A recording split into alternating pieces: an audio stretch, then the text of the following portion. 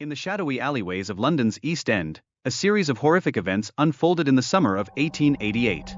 5 women met brutal ends, each murder sending waves of terror rippling through the local community, leaving residents in constant fear.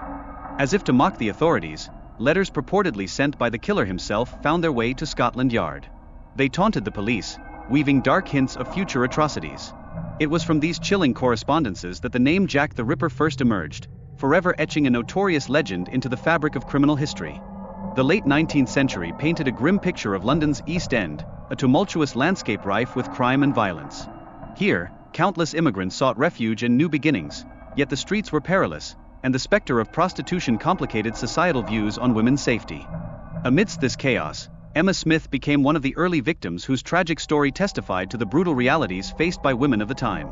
Attacked and left for dead, her case established a grim precedent for the horrific crimes that would follow, forever marking the dark chapter of the Ripper.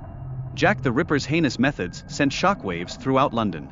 The sadistic nature of the killings, characterized by gruesome mutilations and organ removals, left the public horrified, deepening the sense of dread that hung over the city. Yet, as the investigation unfolded, it encountered a labyrinth of obstacles. A crippling lack of evidence and the pervasive spread of misinformation muddied the waters, complicating efforts to unmask the Ripper and igniting incessant speculation about his true identity. The complexities of domestic violence emerged when a man admitted to killing his wife during a drunken argument. His confession cast a chilling light on the tragic outcomes of such situations, raising questions about the nature of guilt and culpability within the wider context of the investigation. As authorities delved deeper, they uncovered a roster of potential suspects, including Montague Druitt. An enigmatic figure with a background in medicine, Druitt quickly became a person of interest, yet the evidence linking him to the murders was frustratingly thin. The mystery deepened when Druitt vanished, only to be discovered later in the river.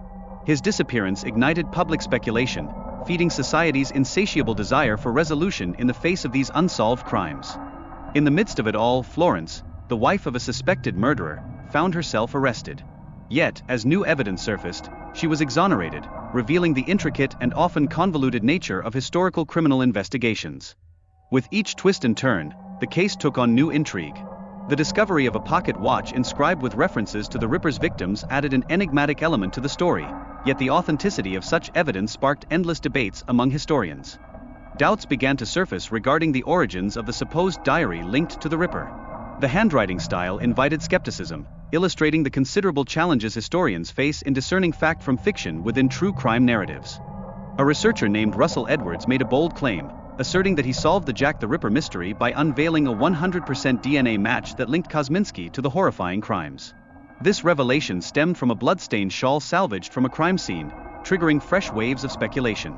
Kosminski, a Polish immigrant grappling with mental illness, stood out as a prime suspect due to his proximity to the grisly murders. With the new DNA evidence at hand, the case against him grew markedly stronger, yet it was not without its own controversies. Despite the compelling nature of the DNA findings, skepticism lingered regarding its authenticity due to its age. As debates reignited over Jack the Ripper's identity, historians tread carefully, ever wary of accepting evidence that might be shrouded in time's uncertainty.